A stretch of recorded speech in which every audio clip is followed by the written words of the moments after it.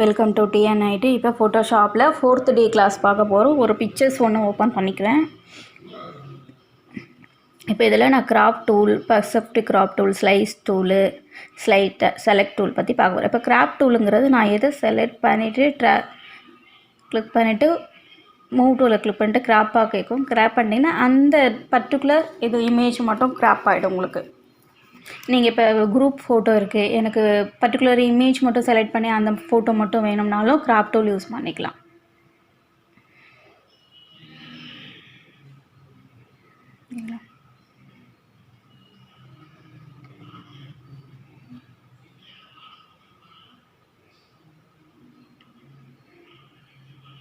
அப்படியே மூவ் பண்ணி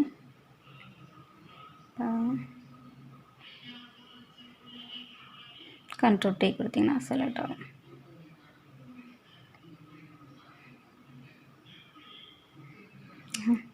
இப்போ அதே மாதிரி வந்து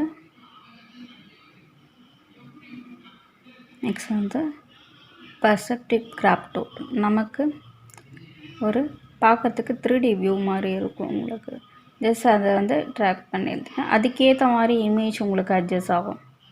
வேறு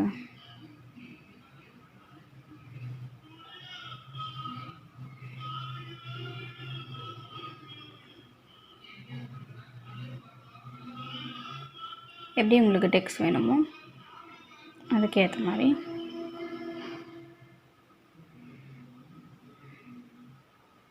கொஞ்சம் ஸ்லாண்டிங்காக இருக்கும். சைடில் இப்போ 3D வியூ சைடில் இருந்து பார்த்தா எப்படி இருக்குமோ அதே மாதிரி இருக்கும் உங்களுக்கு.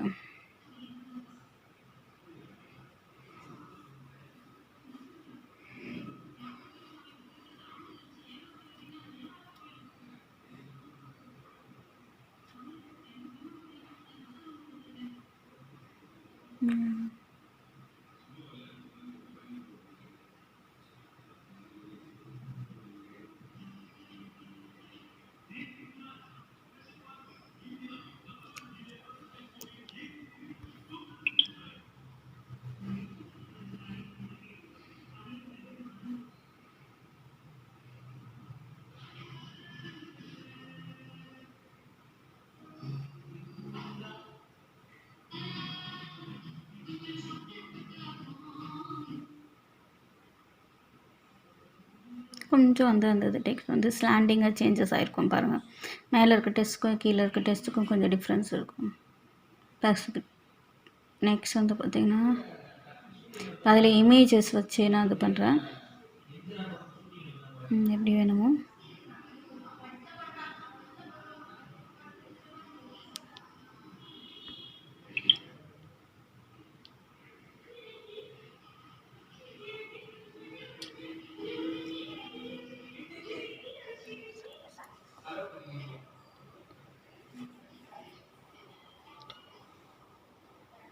ஓகேங்களா, க்ராப் பண்ணிக்கலாம் இமேஜ். இப்போ நெக்ஸ்ட் வந்து ஸ்லைட் டூல் வந்து இப்போ நான் இந்த ஒரு இமேஜை வந்து எத்தனை ஸ்லைடாக பிரிக்க போகிறேன். இப்போ நான் இதை அந்த பிக்சர்ஸ் மட்டும் நான் ட்ராக் பண்ணி எழுத்துக்கிறேன், எது வேணுமோ அதை மட்டும் ட்ராக் பண்ணி எழுத்துக்கிறேன், இந்த பேர்ட்ஸை மட்டும். இப்போ பார்த்திங்கன்னா இப்போ ஸ்லைட்ஸ் வந்து பார்த்திங்கன்னா எத்தனை ஸ்லைடாக கட் ஆகிடுச்சு பாருங்கள். இப்போ ஸ்லைட் செலக்ட் டூல்னால் எந்த இது வேணுமோ அதை கிளிக் பண்ணிக்கிட்டிங்கன்னா அந்த ஸ்லைட் வந்து செலக்ட் ஆகும். இப்போ வந்து இது எதுக்கு யூஸ் ஆகுதுன்னா, இப்போ நான் இந்த வெப்பேஜ் இந்த இமேஜை ஒன்று தனித்தனியாக பிரிக்கணும்னா இப்போ பாருங்கள். இப்போ ஃபைலில் போய்ட்டு சேவஸ் வெப்புன்னு கொடுத்துக்கிறேன். வெப்புன்னு கொடுத்துட்டு பாருங்கள் இது எத்தனை பார்ட்ஸாக பிரிஞ்சிருக்கு இமேஜ். ஓகேங்களா, பார்த்தா 4-5 பார்ட்டாக பாருங்கள். ஃபஸ்ட்டு 1 2 போய்ட்டு நான் டெஸ்க்டாப்லேயே ஒரு ஃபோல்டர் க்ரியேட் பண்ணிவிட்டு எனக்கு வந்து தனித்தனியாக ஒரு இமேஜை பிரேக் பண்ணுறது